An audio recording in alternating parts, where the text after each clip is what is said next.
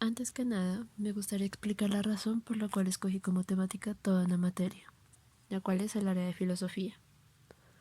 Esta elección fue debido a que hay muchas maneras de dictar una asignatura como esta, y más con lo compleja que puede llegar a ser, así como me gustaría hablar de errores comunes que pueden verse en otros espacios académicos a lo largo del proceso de aprendizaje. En pro de buscar un proceso más autónomo de parte de los estudiantes. Quisiera empezar hablando de mi primer contacto con la filosofía en un salón de clase. Este se dio a mis 13 años, cuando estaba en grado octavo. Como dije, nunca antes había tenido ningún contacto con la materia, desde un ámbito académico, por lo que mis conocimientos acerca de esta eran nulos, así como los del resto de mis compañeros. El maestro que estaba encargado de dictarnos esta asignatura nos dictaba partes sociales y ética y valores.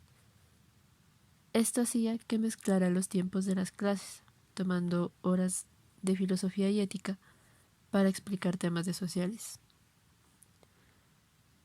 En las pocas horas de filosofía que tuvimos, se fue, fueron centradas en, entre comillas, discutir temas como la filosofía clásica o el manifiesto comunista de Karl Marx. Esto lo hacía enviando textos extensos, los cuales debíamos leer y en base a esto entregar un trabajo bastante largo. Todo esto sin ningún tipo de socialización en clase.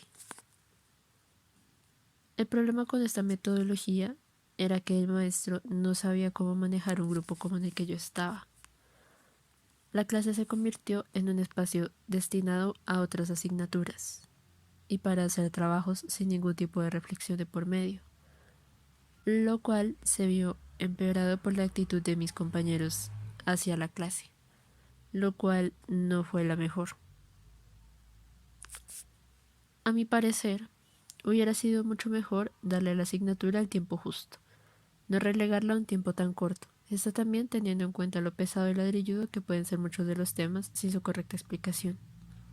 Se podían abrir espacios de socialización de los textos enviados durante la clase para hacer la clase mucho más dinámica.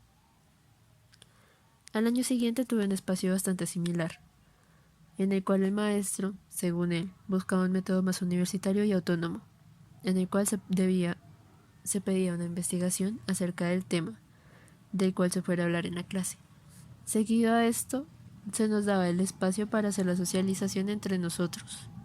Esto no se tomaba como el espacio de diálogo que él esperaba, sino más bien se formó un espacio de recocha, lo que ocasionó que ninguno de nosotros aprendiera nada durante todo el año. Hay que entender que una persona en sus 13 o 14 años no cuenta con la autonomía necesaria para tener un espacio tan poco moderado, ya que estos pocas veces pueden tomar estos espacios con la seriedad que deberían tomarse. Esto podría cambiar, dándole al estudiante una guía para poder construir su propio conocimiento, y más en una etapa tan temprana del aprendizaje, teniendo en cuenta que la filosofía puede tomarse de manera incorrecta sin una guía. La efectividad se mide según el cumplimiento de determinada tarea. Teniendo esto en cuenta, puede decir que ambas metodologías son terriblemente inefectivas, debido a que ninguna logró cumplir con la tarea de enseñar filosofía. Esto debido a que ambos docentes buscaban un nivel de autonomía que no tienen personas de 13 o 14 años, mucho menos si éstas no han tenido ningún contacto previo con la materia. Tampoco fue un proceso eficiente. Esto debido a que en el caso del primer ejemplo se utiliza una gran cantidad de recursos, o sea, las lecturas, los cuales no fueron aprovechados debidamente en el segundo ejemplo. Si bien no se utiliza casi material, no se hizo ningún proceso de aprendizaje significativo, haciendo este proceso, a mi parecer, poco eficiente. Por ambos aspectos, y por el hecho de que con ninguna de ambas metodologías se aprendió nada, ya que ningún tema fue explicado, puedo decir que son poco satisfactorios. En contraposición a los dos ejemplos anteriores, me gustaría hablar del maestro que me dictó filosofía los últimos 3 años de mi proceso de aprendizaje en el colegio. El método utilizado por este profesor consistía en destinar una hora de la clase para hacer una investigación sobre el tema a tratar en clases posteriores. Se debía llevar el material para hacer la transcripción o tener datos móviles para hacer la investigación en el mismo colegio. Seguido a esto, cada persona hablaba acerca de lo que había investigado y qué cosas había aprendido o qué ideas le llamaban la atención, mientras que el profesor anotaba cada idea importante en el tablero para organizarse mejor. Seguido a esto, tomaba los elementos mencionados por cada uno para hacer un cuadro o un mapa acerca del tema. Esto mientras explicaba a profundidad el tema y explicaba a fondo cada idea mencionada por nosotros. En caso de que surgiera alguna duda o observación, se respondía al final cuando todo haya sido explicado.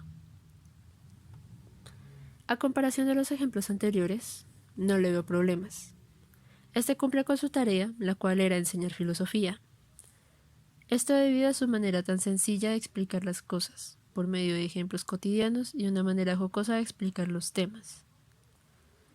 Esto enfocado a que los estudiantes pudiéramos entenderlo fácilmente, por medio de participación en clase, usando principalmente los conocimientos previos de cada estudiante, adquiridos en la investigación inicial.